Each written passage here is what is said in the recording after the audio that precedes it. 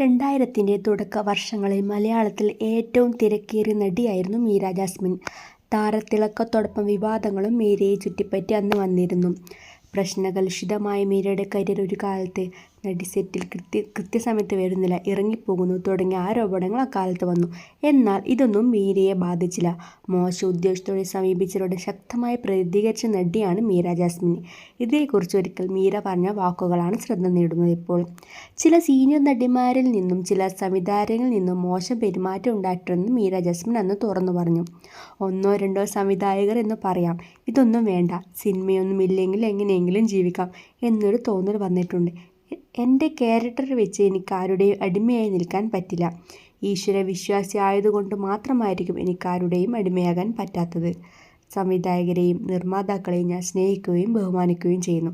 അവരെ മാത്രമല്ല, എല്ലാവരെയും ബഹുമാനിക്കുന്നു. പക്ഷേ നമ്മളെ ചൂഷണം ചെയ്യാൻ ശ്രമിക്കുമ്പോൾ അത് അംഗീകരിച്ചു കൊടുക്കാൻ പറ്റില്ല.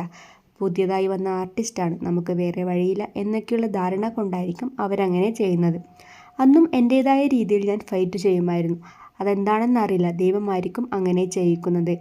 ആരുടെയും അടിമയാകാനല്ല വന്നത്. തുറന്നു പറയുന്നതിൽ ഭയമില്ലെന്നും മീര ജാസ്മിൻ അന്ന് വ്യക്തമാക്കി. അച്ചടക്കം പാലിക്കാത്ത നടിയാണെന്ന് തന്നെക്കുറിച്ച് പ്രചരണം വന്നതിന് പിന്നാലെ വസ്തുതയും മീര ജാസ്മിൻ അന്ന് തുറന്നു പറഞ്ഞിരുന്നു.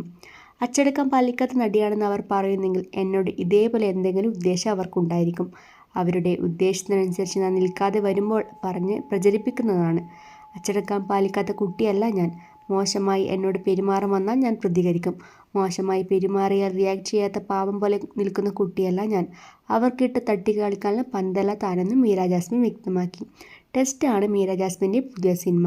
കഴിഞ്ഞ ദിവസമാണ് ചിത്രം നെറ്റ്ഫ്ലിക്സിലൂടെ പുറത്തിറങ്ങിയത്. നയൻതാര, സിദ്ധാർത്ഥ്, മാധവൻ എന്നിവരാണ് ചിത്രത്തിൽ മീരയ്ക്കൊപ്പം അഭിനയിച്ചത്. മലയാളത്തിൽ പാലും പഴവുമാണ് മീരയുടെ ഒടുവിൽ പുറത്തിറങ്ങിയ സിനിമ.